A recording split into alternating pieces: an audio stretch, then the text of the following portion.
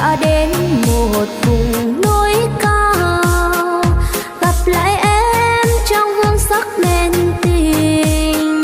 Dạo bước xuân rơi khắp ngàn hoa, nụ cười em nắng lên sưởi ấm đất trời. Nhìn cơn gió vườn làn